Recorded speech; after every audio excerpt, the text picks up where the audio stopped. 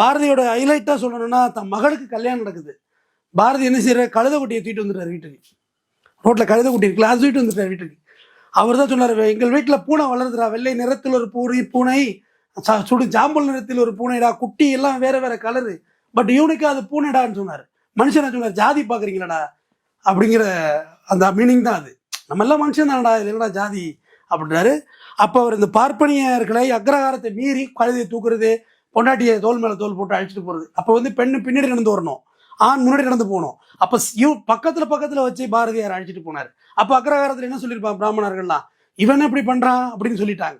அப்போ மகளுக்கு திருமணம் பண்ணவுள்ள அங்கே உள்ள ஓதுவார்கள் தீட்சிதர்கள்லாம் என்ன சொல்கிறாங்கன்னா, பாரதி வந்தாக்க உன் பொண்ணுக்கு கல்யாணம் பண்ண மாட்டோம் அப்படின்னு சொல்கிறாரு. பாரதி யதார்த்தமாக அந்த வழியாக போகிறாரு. அந்த அவர் கல்யாணம், பொண்ணுக்கு கல்யாணம்னா அவருக்கு தெரியாது. என்னடா கூட்டமாக இருக்க, வீட்டில் போனால் மகளுக்கு கல்யாணம்.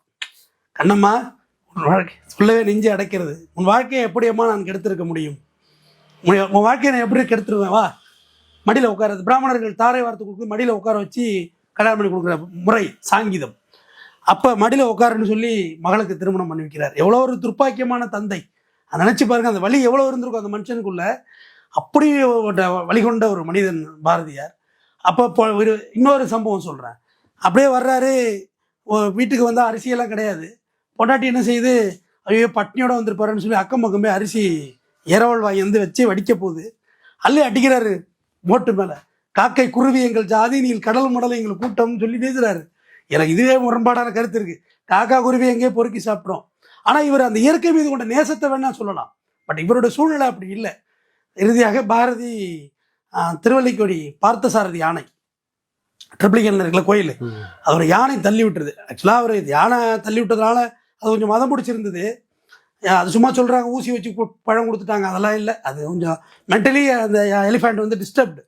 பாரதி வந்து கஜராஜனே கவிராஜனை வந்து உள்ள வழியை விடுங்கிறான்.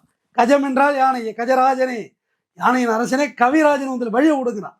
பாரதியோட அந்த அந்த மனநிலை. வாழைப்பழம் தான் கொடுத்தாரு, லைட்டாக கிக் பண்ணிட்டு வர. ஆனால் அவர் மருத்துவமனை போய் தான் இறக்குறாரு. மருத்துவமனையில் எப்படி இறந்தாருன்னா, சலைன்லாம் ஏறலை. ஏன்னா சாப்பிடாம இருந்ததுல ரத்தத்தில் வந்து நீர்ச்சத்து குறைந்து ரொம்ப குறைஞ்சி போய் டீஹைட்ரேஷன் ஆயிருந்தது. அப்போ சலைன்லாம் அவர் உடம்புல ஏறலை. இறுதியாக பாரதி இறந்து போகிறார்.